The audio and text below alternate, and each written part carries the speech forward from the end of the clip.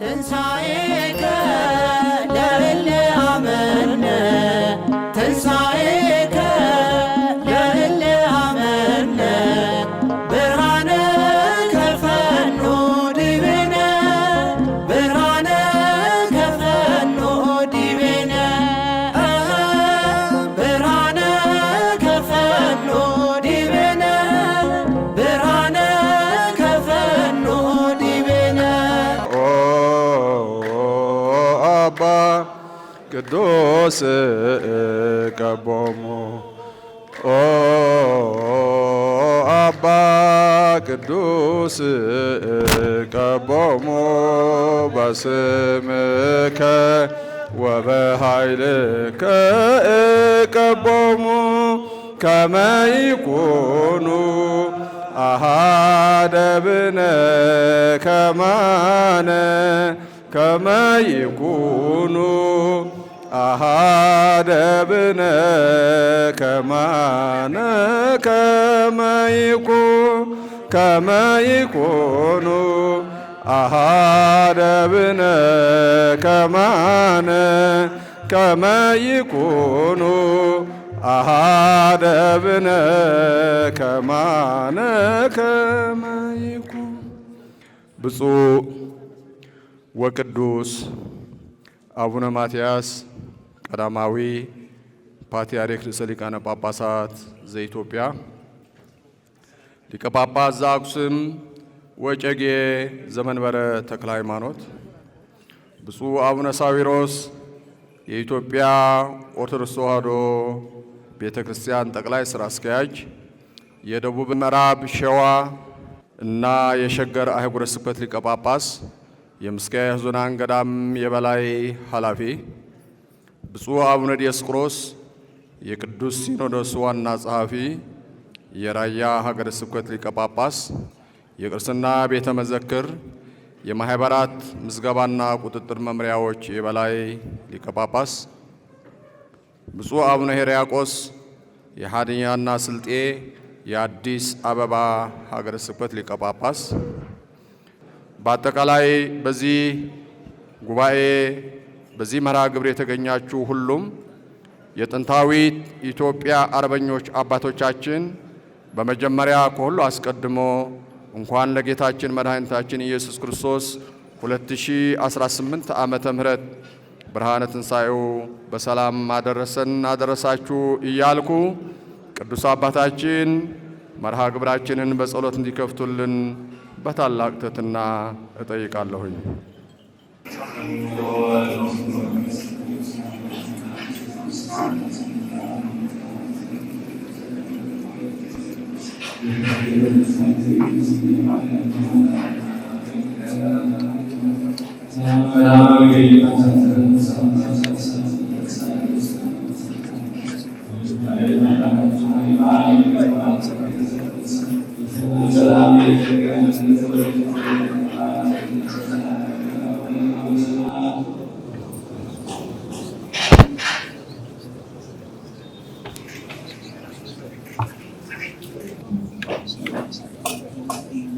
ከዚህ ቀጥሎ ብፁዕ አቡነ ሳዊሮስ የኢትዮጵያ ኦርቶዶክስ ተዋሕዶ ቤተ ክርስቲያን ጠቅላይ ሥራ አስኪያጅ፣ የሸገርና የምዕራብ ሸዋ አህጉረ ስብከት ሊቀ ጳጳስ፣ የምስካየ ኅዙናን መድኃኔዓለም ገዳም የበላይ ኃላፊ በዓሉን በተመለከተ መልእክት እንዲያስተላልፉልኝ በታላቅ ትሕትና እጠይቃለሁ። ወይእዜሰ በክርስቶስ ታደሰ ኩሉ ወሃለፈ ዘትካት ወናሁ ኮነ ሐዲሰ ኩሉ። ማንም በክርስቶስ ቢሆን አዲስ ፍጥረት ነው፣ አሮጌው ነገር አልፏል፣ እነሆ ሁሉም አዲስ ሆነዋል። ሁለተኛ ቆሮንቶስ ምዕራፍ 5 ቁጥር 17። ብፁዕ ወቅዱስ አቡነ ማትያስ ቀዳማዊ ፓትርያርክ ርእሰ ሊቃነ ጳጳሳት ዘኢትዮጵያ ሊቀ ጳጳስ ዘአክሱም ወዕጨጌ ዘመንበረ ተክለ ሃይማኖት፣ ብፁዕ አቡነ ዲዮስቆሮስ የቅዱስ ሲኖዶስ ዋና ጸሐፊና የራያ ሀገረ ስብከት ሊቀ ጳጳስ፣ የቤተ መጻሕፍት ወመዘክርና የማህበራት ማደራጃ መምሪያ የበላይ ኃላፊ ሊቀ ጳጳስ፣ ብፁዕ አቡነ ሕርያቆስ የአዲስ አበባ የሀዲያና ስልጤ አህጉረ ስብከት ሊቀ ጳጳስ፣ ብፁዓን አበው ሊቃነ ጳጳሳት፣ ክቡር ንቡረ እድ ኤልያስ አብርሃ በመንበረ ፓትርያርክ ጠቅላይ ቤተ ክህነት የመንፈሳዊ ዘርፍ ምክትል ዋና ሥራ አስኪያጅ፣ ክቡር ረዳት ፕሮፌሰር ግርማ ባቱ በመንበረ ፓትርያርክ ጠቅላይ ቤተ ክህነት የማህበራዊና ኢኮኖሚያዊ ዘርፍ ምክትል ሥራ አስኪያጅ፣ መጋቤ ካህናት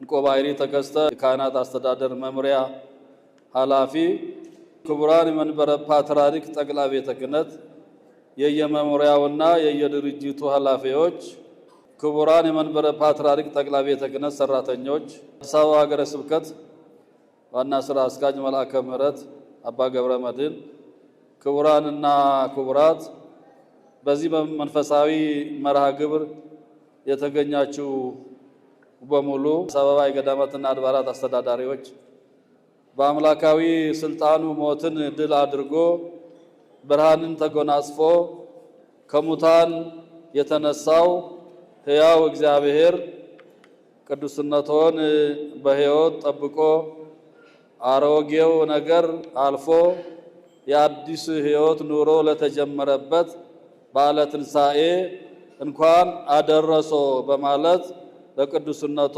ያለኝን ክብር በመላው የኢትዮጵያ ኦርቶዶክስ ተዋሕዶ ቤተክርስቲያን ሰራተኞች ስም ስገልጽ ምሉዕና ፍጹም በሆነ ደስታ ነው። አንደኛ ቆሮንቶስ ምዕራፍ 15 ቁጥር 54 የአዲስ ፍጥረት ምስጢር ሰው ትንሣኤ ልቡና አግኝቶ በኢየሱስ ክርስቶስ ሲያምን የሚኖረውን አዲስ ሕይወትና ከአሮጌው ማንነቱ መለየቱን የሚያረጋግጥ ጥልቅ የሆነ ትርጉም ያለው በመሆኑ ትንሣኤውን እንደ ኃላፊ ኩነት ብቻ አስበን የምናልፈው አይደለም። የክፋት ሁሉ ምንጭ የሆነው ዲያብሎስ በመሻሩ የሰው ልጅ ውጫዊ የሕይወት ለውጥን ብቻ ሳይሆን ፍጹም የሆነ ውስጣዊ ለውጥን ስላገኘ ትንሣኤው በዕለት ከዕለት የክርስትና ሕይወት ውስጥ ሁሉ ጊዜ የሚገለጥ አሁናዊ ጉዳይ ነው። ከሞት በኋላ በሚቀጥል ሕይወት አዲስ ፍጥረት ሆነን ለነፍሳችን ድህነት ያገኘንበት የክርስቶስ ትንሣኤ በድካም ጊዜ ብርታት፣ በፈተና ጊዜ ሕያው ተስፋ፣ በጭንቀት ጊዜ ሰላም ከመሆኑም በላይ ክርስቶስ እኛን የወደደበት የታላቅ ፍቅሩ መገለጫ ነው። በመሆኑም ክርስትና ሃይማኖታችን እርሱን መሰረት አድርጎ የቆመበት ትንሣኤው ታሪክ ብቻ ሳይሆን ዛሬም በሕይወታችን ላይ የሚሰራ ኃይል፣ የጨለማው መጨረሻ፣ ከጥፋት መንገድ የወጣንበት የንጋቱ መጀመሪያ መሆኑ አያጠያይቅም። የመልእክታችን መነሻ የሆነው ሐዋርያዊ ቃልም አሮጌው ነገር አልፎ እነሆ ሁሉም አዲስ ሆነዋል የሚል ነው። የክርስቶስ ትንሣኤና የምስራቹ ዜና እስኪሰማ ድረስ የሰው ልጅ ያሳለፈው የመከራ ዘመን የሚረሳ አይደለምና አዲስ የሆነው ነገር ከአሮጌው ጋር መነጻጸሩ የማይቀር ነው። በክርስቶስ ቤዛነት የተደረገልንን ድንቅ ነገር ለመረዳትም ካለፈው መነሳት የግድ ነው። የሐሳብ ቅንነት የጠፋበት፣ የመንፈስ ድካም የነበረበት ያ አሮጌው ነገር በክርስቶስ አልፎ ዛሬ አዲስ የትንሣኤ ሕይወት አግኝተናል። በዚህም ሰው ሆኖ ያዳነንን በትንሣኤው አዲስ ሕይወት የሰጠንን አምላክ እናመሰግነዋለን። ብፁዕ ወቅዱስ አባታችን፣ ብፁዓን አበው ሊቃነ ጳጳሳት፣ ክቡራንና ክቡራት በዚህ የእንኳን አደረሶ መርሃ ግብር የተገኛችሁ የመንፈስ ቅዱስ ልጆቻችን ክርስቶስ ለአንቀላፉት ሁሉ በኩራት ሆኖ በመነሳቱ በሰው ልጅ ሕይወት የነበረው ስቃይና መከራ አልፎ ሁሉም ነገር አዲስ በሆነበት የምህረት ዘመን የአሮጌው ማንነት መገለጫ ስንፍና በሥራ ሲሸነፍ፣ ጥላቻ በፍቅርና በልማት ሲተካ፣ አልችልም ወይንም አይቻልም ባይነት፣ አይሳካም ማለት በትንሣኤ ሕይወት ውስጥ ቦታ የላቸው። በዚህ የሕይወት ጉዞ የቅድስት ቤተ ክርስቲያናችን ሁለንተናዊ ተልእኮና ራስን የመቻል ሁኔታ የተሟላ እንዲሆን የደከሙ እነርሱ የተራቡና እየተጠሙ የእኛ የልጆቻቸው ኑሮ እንዲሻሻል በመታመን አበክረው የሰሩ ቀደምት አባቶቻችንን የሚያስታውሱ በርካታ የልማት ስራዎች በእግዚአብሔር ፈቃድ በቅዱስነቱ ጸሎትና አመራር ሰጭነት እየተከናወኑ ይገኛሉ። ቀደም ሲል ተጀምሮ ያልተጠናቀቁ የህንፃ ግንባታዎችና በአዲስ መልኩ የሚሰሩ ልዩ ልዩ ፕሮጀክቶች በታቀደላቸው ጊዜ ተጠናቀው መንፈሳዊና ማህበራዊ አገልግሎት እንዲሰጡ ለማድረግ ተግተን በመስራት ላይ እንገኛለን። ከዚህም ጋር የተቋማት ማንነትና አሰራር የሚለካው በሚገለገሉባቸው ጽሕፈት ቤቶች አያያዝና በሥራ አፈጻጸማቸው ስለሆነ የመንበረ ፓትርያርክ ጠቅላይ ቤተ ክህነት ይዞታን በማስከበር ጽዱና ውብ ስፍራ የማድረግ ስራው በመገባደድ ላይ ይገኛል። ያለ አግባብ የተከማቹ ንብረቶችም ተገቢውን መፍትሄ እንዲያገኙ የግቢው ጽዳትና ውበት እንዲጠበቅ የማድረጉ ስራ ብዙ ጊዜና ጉልበት የሚጠይቅ የነበረ ቢሆንም በሁሉም የቤተ ክህነታችን የሥራ ኃላፊዎችና ሰራተኞች ተሳትፎ በአግባቡ ተከናውኗል። በመሆኑም ስልጣነ ሞት የተሻረበትን የክርስቶስ ትንሣኤ ዛሬ በዚህ መልኩ ተሰባስበን በቅዱስነቶ ቡራኬ የምናከብረው ከፍተኛ በሆነ የሥራ መነሳሳት ነው። ብፁዕ ቅዱስ አባታችን፣ ብፁዓን አበው ሊቃነ ጳጳሳት፣ ክቡራንና ክቡራት፣ ትንሣኤ የሥጋ መነሳት ብቻ አይደለም። በእግዚአብሔር ቤት ሊሰራ የሚገባውን ሥራ በመስራት ለኃጢአት ሞቶ በአዲስ ሕይወት መኖር ማለት ነው። ትንሣኤ ልዩነት ይሻገራል። በቃል ብቻ ሳይሆን በተግባር የሚታይ አንድነትንም ይፈጥራል። ከኃጢአት መራቅን፣ በፍቅር መኖርንና በተስፋ መጓዝን ያጎናጽፋል። ሰው ብቻውን ሲሰራ ውጤቱ ውሱን ነው። በጋራ መስራት ግን እጅግ ከፍተኛ ዋጋ ያለው በትንሣኤው የተገኘ የሕይወት መርህ ነው። ቅድስት ቤተ ክርስቲያናችን ዛሬ ያለችበት ደረጃ ላይ እንዲሁ በቀላሉ አልደረሰችም። በትንሣኤው የተገኘው አንድነት የበጎ ሥራ ሁሉ መሰረት መሆኑን በተረዱት ለከበረ ስማቸው ይህንን መታሰቢያ ትተውልን ባለፉት አባቶቻችንና እናቶቻችን ከፍተኛ ጥረት ነው ዛሬ እኛ እየገነባም ያለነው እነርሱ ባኖሩት መሰረት ላይ ነው። በመሆኑም ጊዜው የሥራ ጊዜ ነውና አሁን ያለነው የቤተ ክርስቲያን አባቶችና ምዕመናን የእምነታችንን ታሪክ ከሥርዓተ አምልኮው ጋር የመጠበቅና የማስጠበቅ ለመንፈሳዊና ማህበራዊ እድገት ልማትን አስፋፍቶ የመስራት ኃላፊነት አለብን። ስለዚህ በአዲስ መንፈስና በአዲስ ሕይወት እየተመላለስን የትንሣኤውን ብርሃን በማወጅ ለሀገር ሰላም፣ ለቤተ ክርስቲያን አንድነትና ለሐዋርያዊ ተልእኮ መስፋፋት ሁሉም የቤተ ክርስቲያናችን አገልጋዮች ለጥንታዊ ታሪካችን በሚመጥን መልኩ ድርሻችንን ልንወጣ ይገባል። በታላቁ ወርሃ ጾም ለ55 ቀናት ያለ እረፍት ስታገለግሉ ከርማችሁ ደከመን ሳትሉ በተቀደሰው ኦርቶዶክሳዊ ትውፊት መሰረት ቅዱስ አባታችንን እንኳን አደረሶ ለማለት የሁላችን ማዕከል ወደ ሆነው መንበረ ፓትርያርክ መጥታችሁ የበረከቱ ተካፋዮች የሆናችሁትን ሁሉ በቅድስት ቤተ ክርስቲያናችን ስም ከልብ እናመሰግናችኋለን። በመጨረሻም ቅዱስ አባታችን በልጁ ሞት ይቅር ያለን አምላካችን እግዚአብሔር በጸሎት በሐሳብ ካልተለዮትና ሁል ጊዜም ከማይለዮት ከማኅበረ ካህናትና ሕዝበ ክርስቲያን ጋር በሰላም በጤና ጠብቆ እንኳን ለ2018 ዓመተ ምህረት በዓለ ትንሣኤ በድጋሜ እንኳን አደረሰው እያልኩ መልእክቴን በዚህ አጠናቅቃለሁ። የቅዱስነቶ ቡራኬ አይለየን። ሚያዝያ 5 ቀን 2018 ዓመተ ምህረት አዲስ አበባ ኢትዮጵያ። ስላዳመጣችሁ አመሰግናለሁ። ብፁዕ ወቅዱስ አባታችን በዚሁ ለተሰበሰቡት ለመንፈስ ቅዱስ ልጆቹ ትምህርተ ወንጌልና ቃለ በረከት እንዲያስተላልፉልን በታላቅ ትሕትናና አክብሮት እጠይቃለሁ። በስመ አብ ወወልድ ወመንፈስ ቅዱስ አሐዱ አምላክ አሜን።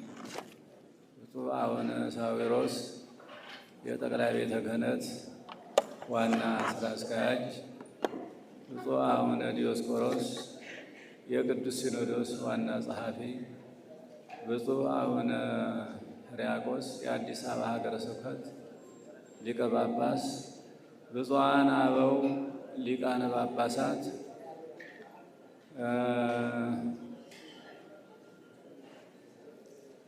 መነኮሳት፣ ቀሳውስት፣ ዲያቆናት፣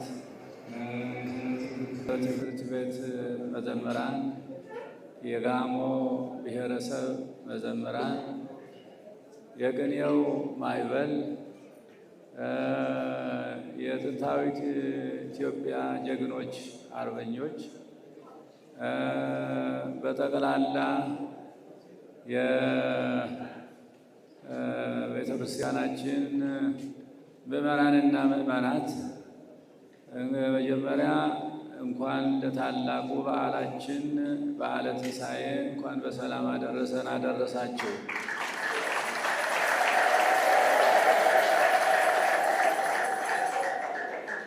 እንግዲህ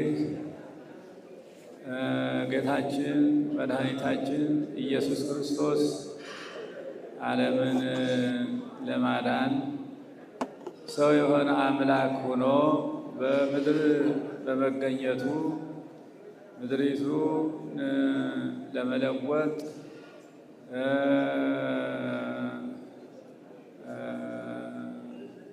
ሊያድስ ነውና የመጣ ወደዚህ ዓለም በመለኮታዊ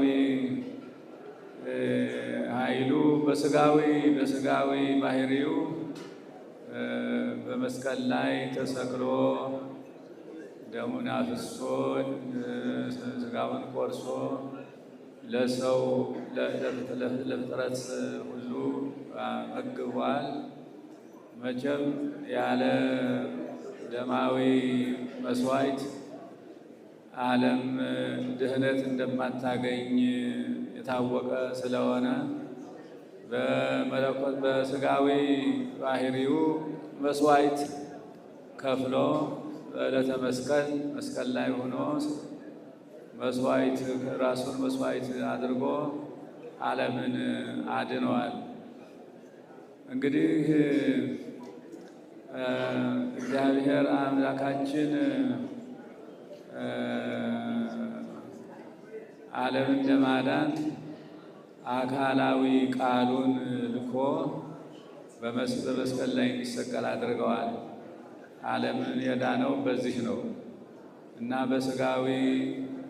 በመለኮታዊ በስጋዊ ሕይወቱ ሞተ፣ በስጋዊ ባህሪው ሞተ፣ በመለኮታዊ ባህሪ ደግሞ ተነሳ እና ይህንን ሁሉ ፈጽሞ ዓለምን ቀድሷል። እንግዲህ ዓለምን አመቻችቶ ለሰው ሰጥተዋል። ሁሉንም ነገር አስተካክሎ በሰውና በእግዚአብሔር መካከል የነበረውን የኃጢአት ግድግዳ ነቅሎ ዲያብሎስን አስሮ አዳምን አድኖ ስልጣኑን ሁሉ ለሰው ልጅ መልሶ ዓለሙን አስተካክለዋል።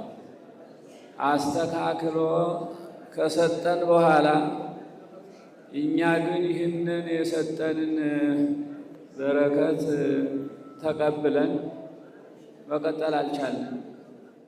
ምክንያቱም ዓለም በአሁኑ ጊዜ ምን ላይ እንደሆነች ሁላችንም ምን ላይ እንዳለች ሁላችንም እናውቃለን። እና ይህ ሁሉ ችግር ያ ሁሉ ነገር ጌታ መከራውን አይቶ ተሰቅሎ ተሰቃይቶ ያስተካከለውንና አስተካክሎ የሰጠውን በረከት ተሰጥቶ መኖር አቅቶት ሰው ሁሉ እየተባላ ይገኛል። እሱ በራሱ እየተባላ ይገኛል። በእኛ ሀገር ብቻ ሳይሆን በሁሉ እንደው አሁን ዓለም አቀፍ ሆነዋል ነገሩ ሁሉ እና ይህን መከራ ማስወገድ አቅቶን በገዛ ራሳችን እርስ በራሳችን እየተባላን በሰላም መኖር አቅቶናል። እግዚአብሔር እንግዲህ በመለኮታዊ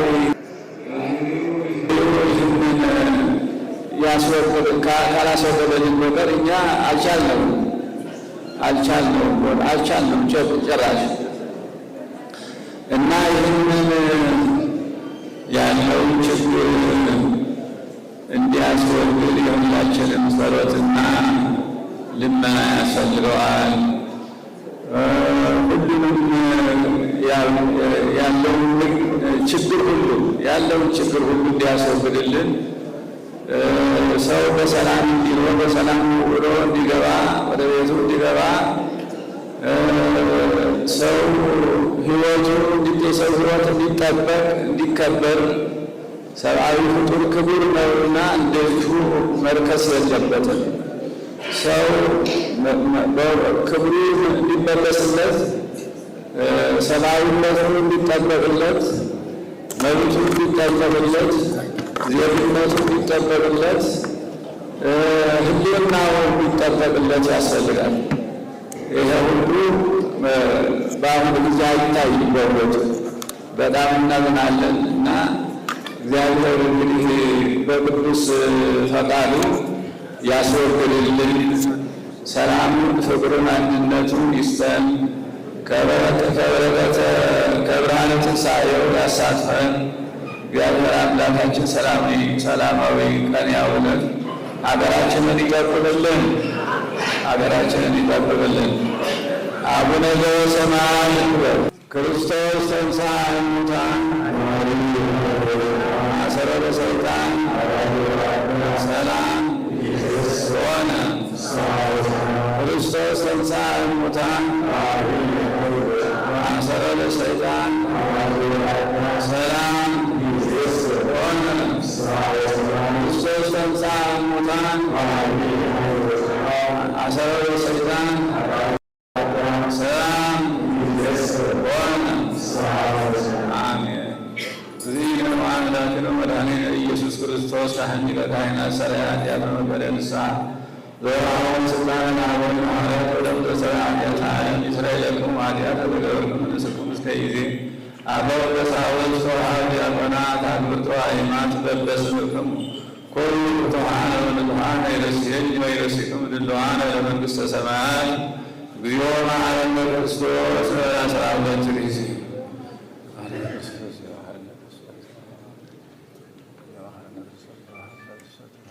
በእንተ እግዝእትነ ማርያም መሐረነ ክርስቶስ በበላ 12 ጊዜ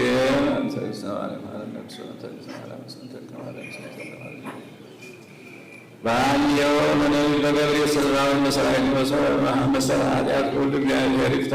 እግዚአብሔር ይባርካችሁ። ትንሣኤከ